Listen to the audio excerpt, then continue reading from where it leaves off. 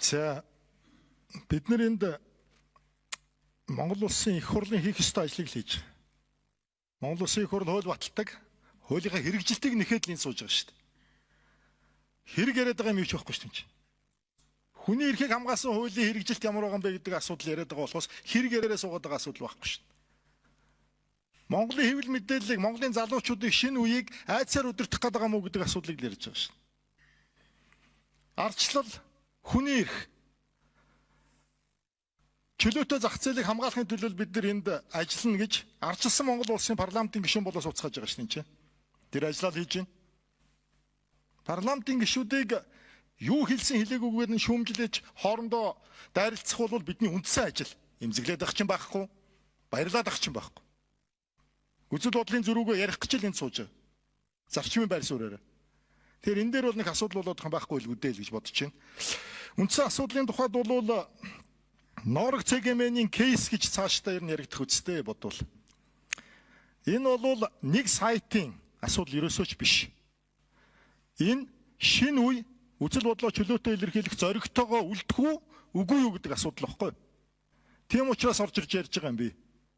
Би хууль зүйн байнгын орооны гишүүн биш. Би тэгтээ ардчлалд итгэдэг, ардчлалын үнэт зүйлэнд хайртай ийм л хүн. Хуулийг сахиулж яваасаа гэж бодож зүтгэж яваа.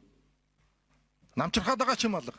Буруу байвал хөдөө аж ахуйн сайдыг барьж аваад нүдэж явсныг та нар харж л байсан баг.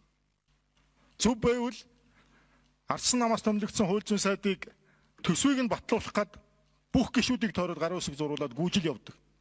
Хуулиа зөрчөөд байгаа бол уучлаарай харин. Хайр байхгүй шүү найзууд. Монголчуудыг, Монголын ард түмнийг худал гүтгэлгээр хэвлэлийн мэдээгээр дарангуйлж хагаад хэрэг үүсгээд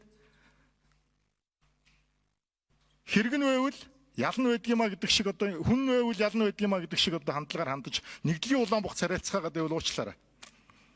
Ийм хүний эрх, ийм хууль зүйн сайд, ийм цагдаагийн байгууллага гэж юу гэдэг? Ийм парламентын гишүүч гэж юу гэдэг? Юугаагээс уцгааж байгаа юм бид нар энд. Ярих ёстой шүү дээ.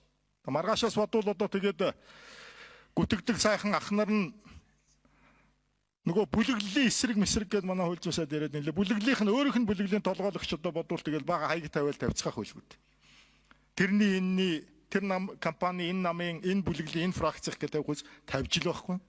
Яагаад гэх юм бол энэний эсрэг зогсож байгаа шүү дээ.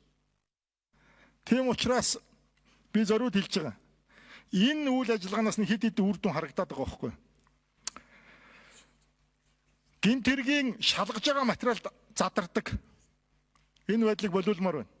Энэ инх хоёр, манай энэ инх хоёр хууль зүйн сайд багтаа хамгийн ихний өгсөн үүрэг даалгавар нь энэ гинт хэргийн материал битээ задлаараа гэд нэлээд чанга явж ирсэн. Одоо тэр нь хаана вэ? Хаанаас ч энэ мэдээлүүд нь гараад идэх юм. Энийг болиулмаар байна шүү хууль зүйн сайдаа. Зөв ажлыг чинь дэмжинэ, буруу ажлыг чинь дэмжихгүй. Хатуу шүмжлэнэ. Эцэст нь тэгээд энэ хууль эрх зүйн өөрчлөлт хийх ёстой бол оруулж ир засгийн газар. Бид нар ч гэсэн гишүүд бас энэ дээр ажиллая. Процессын хуулиуд нь алдаа байгаа бол энэ дээр нь ярив. Бид нар хийх ёстой юм юу вэ гэдгийг харж энд ярьж байгаа шүү дээ. Монголын залуу үе ардчлал хайртай ард иргэдтэй хандаж хэлэхэд бие биенээ өмөөрөөрөө ардчлалтай хайртай байгаарай. Мэдээллийн ил тод байдал гэдэг бол таны эрх чөлөөний асуудал шүү гэдгийг дахин хэлье. Баярлалаа.